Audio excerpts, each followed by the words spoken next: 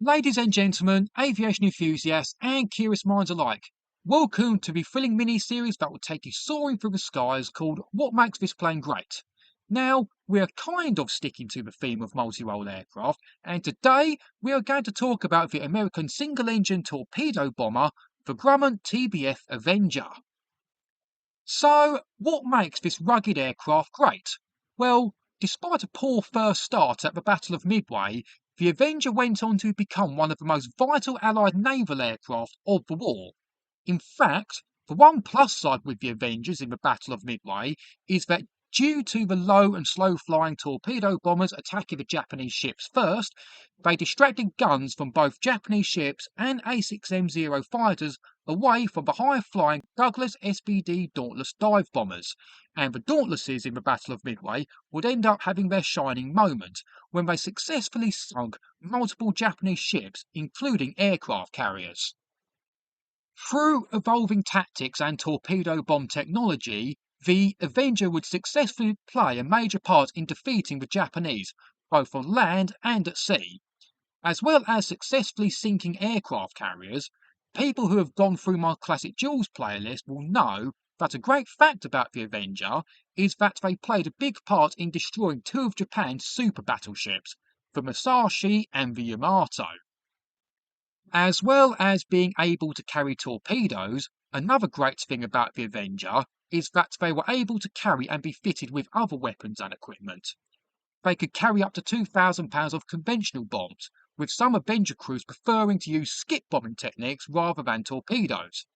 Its long range and large bomb bay played a big part in the Avenger being the versatile aircraft it was, and as well as performing reconnaissance and mine-laying duties, they were also used as a cargo transport, where they airdrop supplies like water, food, and ammunition to cut-off units. One role the Avenger was particularly successful in was the anti-submarine role. Armed with radar and depth charges and flown by both British and American Navy pilots, the Avenger went on to become a deadly submarine killer against German and Japanese submarines, thus disrupting enemy supply lines and protecting Allied shipping in both the Pacific and European theatres. When using the Avengers against German U-boats, they helped close the Mid-Atlantic gap, and a couple great facts regarding Royal Navy Avengers are that a rear gun in one managed to shoot down a V-1 Doodlebug, and a Fleet Air Arm Avenger also shot down a Japanese Ki-44 Tojo fighter in low-level combat over a jungle.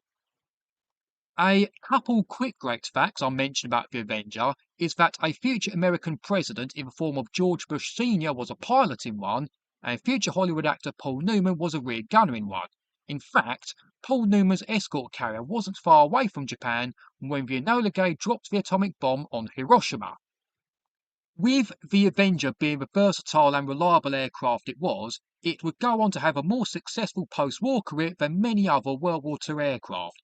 They served in different navies right into the 1950s, whether it be in anti-submarine roles, target tugs or training roles. The main role that kept the Avenger in use well after World War II was as a water bomber or firefighting aircraft. Its large bomb bay was able to carry a decent amount of water or fire retardant, and the Royal New Zealand Air Force used them in aerial top dressing trials, which involved dropping fertiliser over farmland. The last thing I'll mention about the Avenger is that more were built by General Motors than Grumman, so the Grumman built Avengers are TBF and the GM built ones are TBM. And that's it for this thrilling journey through the skies. If you haven't already, make sure to subscribe to this channel and hit that notification bell so you can stay up to date with my aviation content, etc. Check out 2 videos at the end, all my CD reviews, or even the playlist I've created. Cheers.